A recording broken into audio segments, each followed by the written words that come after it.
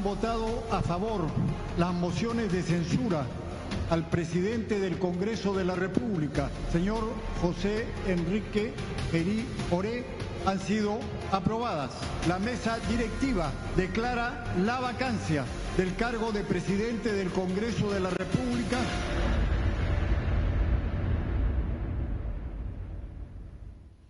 Para entender por qué Perú se convirtió en una trituradora de presidentes, bueno, basta ver este clip corto, conciso, claro y concreto. No solo porque nos muestra la sucesión de presidentes que han gobernado Perú en los últimos 8 años, en los últimos 10 años, perdón, en los últimos 10 años, ya 8 presidentes, el 9º se va a elegir hoy en el Congreso, sino por la extravagancia de la forma en la cual se toman las decisiones en Perú. La pregunta que se hacía Vargas Llosa al comienzo de conversación en la catedral: ¿cuándo se jodió Perú? ¿En qué momento se había jodido Perú? Para decir textualmente lo que dice Vargas Llosa al comienzo de conversación en la catedral, escrita hace casi medio siglo.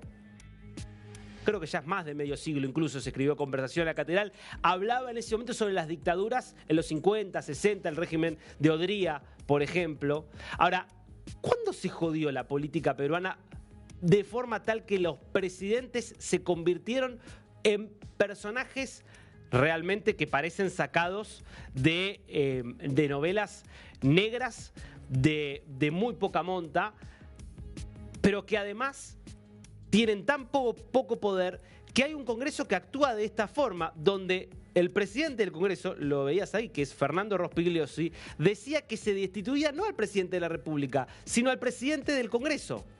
Porque en rigor lo que hizo ayer el Congreso peruano es destituir a Gerí como presidente del Congreso, no como presidente de la República.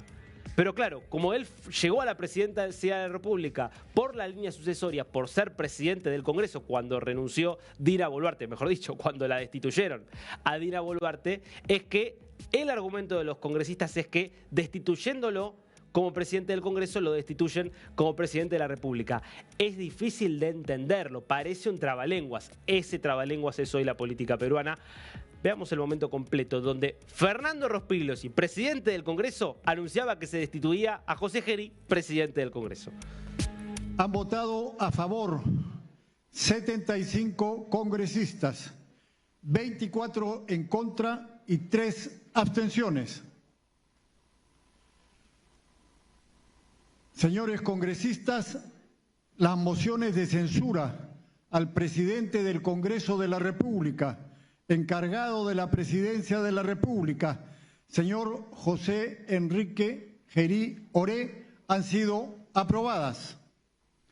Al haberse aprobado las mociones de censura al presidente del Congreso de la República, encargado de la presidencia de la República, señor José Enrique Gerí Oré, la mesa directiva declara la vacancia del cargo de presidente del Congreso de la República.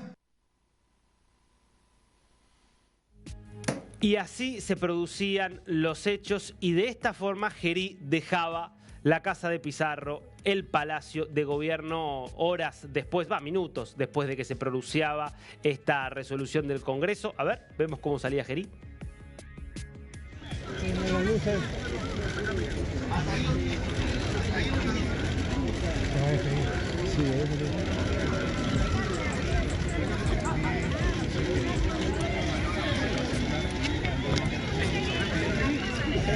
Muchas gracias, Julio. Directo.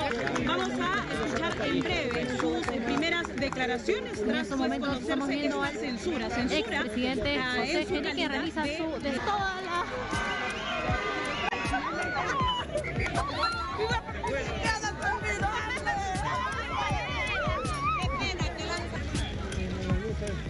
...130 días nada más en el poder. hay que decirlo, 130 días en los que no perdió el tiempo, se reunió de forma clandestina con empresarios que son además contratistas del Estado, recibió un número importantísimo de mujeres, le gustaba mucho reunirse con mujeres a la noche, a Gerí, pudo ver cómo avanzaban y se iban conociendo algunos detalles de una denuncia previa por violación que él enfrentó antes de llegar a la presidencia. Hay que decir, 130 días aprovechados. Claro, no en beneficio, evidentemente, de los peruanos. Quien nos anticipaba que esto iba a suceder y quien nos vino relatando todo este drama, un drama que ya lleva muchos años en el Perú, es por supuesto nuestra gran periodista allí, que es Carmen Alvarado. Así que vamos inmediatamente en vivo en Perú con ella. ¿Cómo estás, Carmen? Buen día.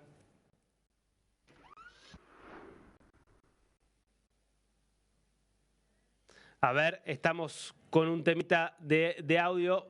Vamos ya mismo a conectar con Carmen. Obviamente la escuchás, la ves todos los días contándote el detalle fino de todo lo que sucede en el Perú. Y bueno, a ver, Carmen, ahí sí podemos conectar. Me parece que tiene que ver con la cefalía que estamos viviendo, que por ahí estamos con problema de conexión.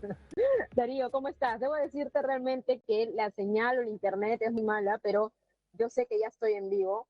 Te he escuchado brevemente y sabes, me parece que has relatado muy bien esta situación de cómo se jodió el Perú, ¿no? ¿En qué momento realmente pasó todo esto? Y de hecho, una de las emociones que me llevé en la tarde, en la noche, cuando estuvimos hablando con varios peruanos, es que se ha normalizado esta situación y se está normalizando esta situación.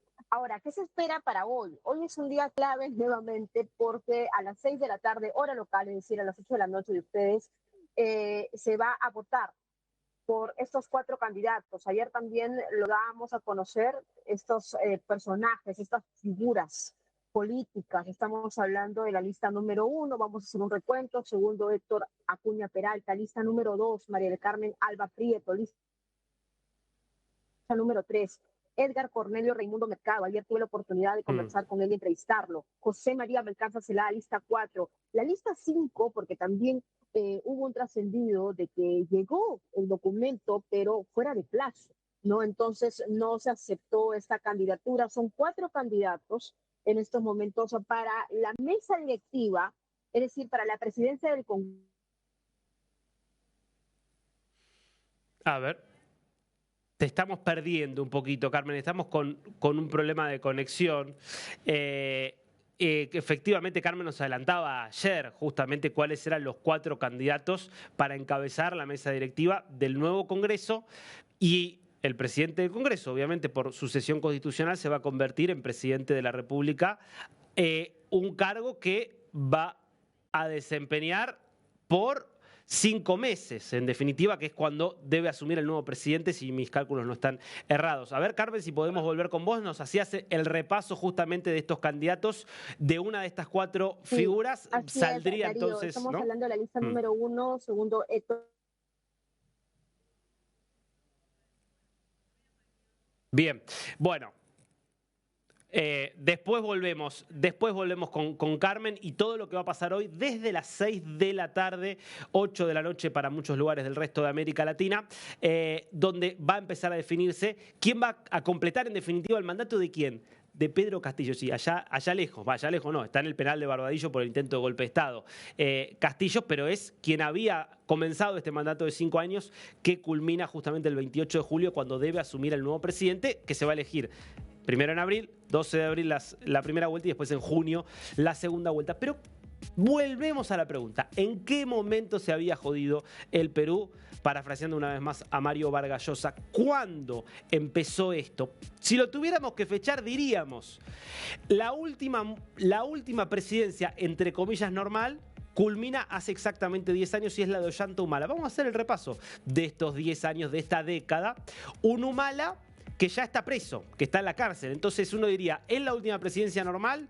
Y si fue normal, ¿por qué está preso hoy él y su esposa Narine Heredia? Le dieron justamente una vía de escape para que se pudiera ir exiliada a Brasil como justamente refugiada en rigor, a pesar de que ya también tenía condena para estar en la cárcel. Bueno, es el último mandato completo que se concretó en el Perú, pero Humala tuvo el mismo problema que su antecesor, que fue Alan García, que también completó su mandato, que tuvo el mismo problema que su antecesor, que fue Alejandro Toledo, que también completaron su mandato, ¿no? Los últimos 3 presidentes que pudieron completar mandatos. Después, Toledo fue el primero electo después de esa década, que fue el Fujimorato.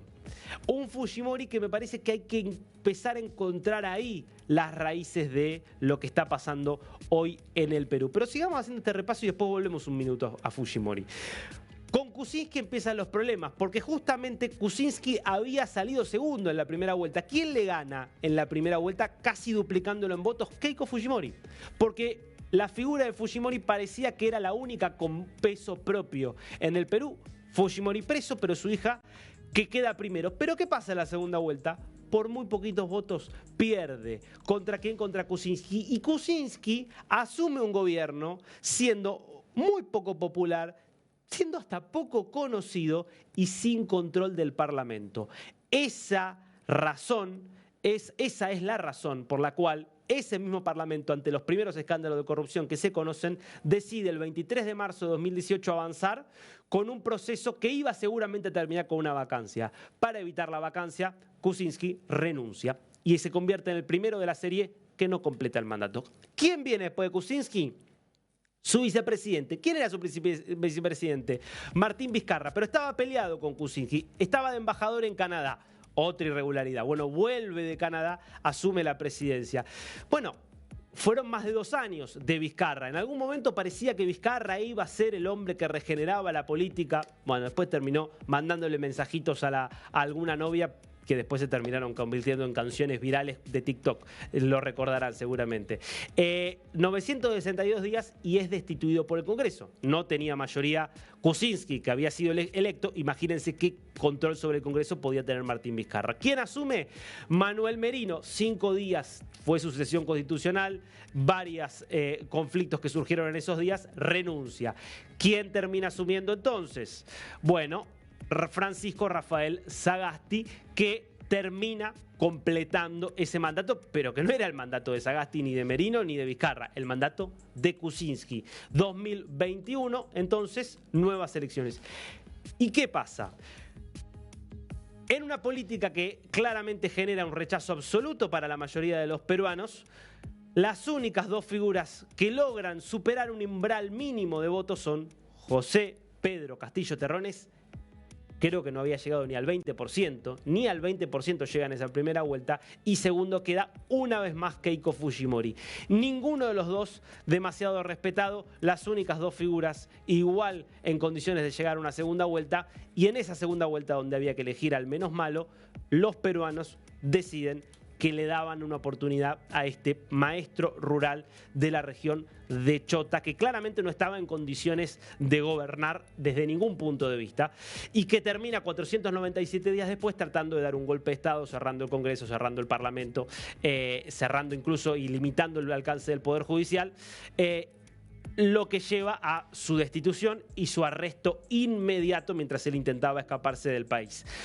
Bueno, Castillo adolecía del mismo problema de Kuczynski, baja popularidad, baja preparación, podríamos decir, política, aunque Kuczynski estaba un poco más preparado que él, sin dudas, y nulo control del Congreso. Si Castillo no controlaba el Congreso, ¿qué control podía tener Dina Boluarte, que como era la vicepresidenta, terminó asumiendo luego de él una vicepresidenta tan poco preparada como Castillo y con muchos más escándalos de corrupción que el propio Pedro Castillo? Aún así, parecía que había una decisión de ese Congreso peruano de decir, la vamos a sostener hasta el final, que llegue hasta las elecciones de abril y que llegue a entregarle el mandato y la banda al próximo presidente. Bueno, claro, apareció después Nicanor, aparecieron los huequis en la sombra, aparecieron las joyas, los relojes, tantos escándalos, tanto desgaste de la confianza pública que el Congreso decide destituirla también a Dina Boluarte, que es lo que sucede el 10 de octubre de 2025. Y la verdad que era fácil la misión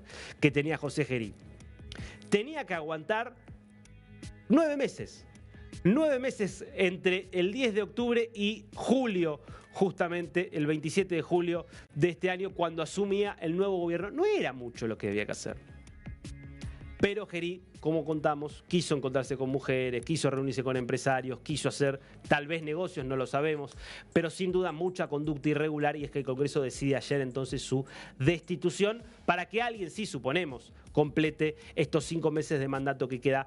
Pero ¿por qué hay que volver a Fujimori? Porque evidentemente en Perú quedó una especie de pánico a la concentración de poder, porque Fujimori tuvo el poder absoluto, dio un golpe de Estado desde el gobierno, cerró el Congreso, cerró el Parlamento, como intentó hacer Castillo, pero con éxito, porque le hicieron caso a los militares, y utilizó ese poder. Utilizó ese poder para enriquecerse, utilizó ese poder para violar los derechos humanos, utilizó ese poder para básicamente crear un sistema de vigilancia con Vladimir Montesinos. Ahora, es cierto que también utilizó ese poder para destruir a Sendero Luminoso, para restablecer el control del Estado peruano sobre prácticamente todo el territorio y para ordenar una economía que era un desastre. ¿Cómo lo ordenó? Básicamente corrió por completo al Estado y al gobierno del control de la economía. Y hoy logró que la economía peruana tiene tanta autonomía respecto del gobierno que es una trituradora de presidentes y la economía sigue estable, el sol sigue cotizando más o menos normal. Sigue siendo una economía que funciona. Claro, el problema es que Perú tiene desafíos muy grandes de infraestructura, de salud, de seguridad, que es un tema que preocupa cada vez más. Y eso requiere un gobierno. Pero claro, sigue habiendo, pareciera, tanto pánico a darle poder a un presidente que nadie termina de aceptarlo. Entonces, los partidos políticos están divididos, la gente está muy confundida respecto de a quién votar, y entonces sigue habiendo presidentes débiles con poco poder, a merced primero del Congreso que los destituye y luego de un sistema judicial que obviamente es impiadoso con todos los que tienen el poder. Hasta que no haya una decisión de toda la política peruana, decir, pongamos freno a esto, aceptemos que tenemos que tener presidentes fuertes para que pueda haber política, Perú, me parece, va a seguir jodido bastante tiempo más.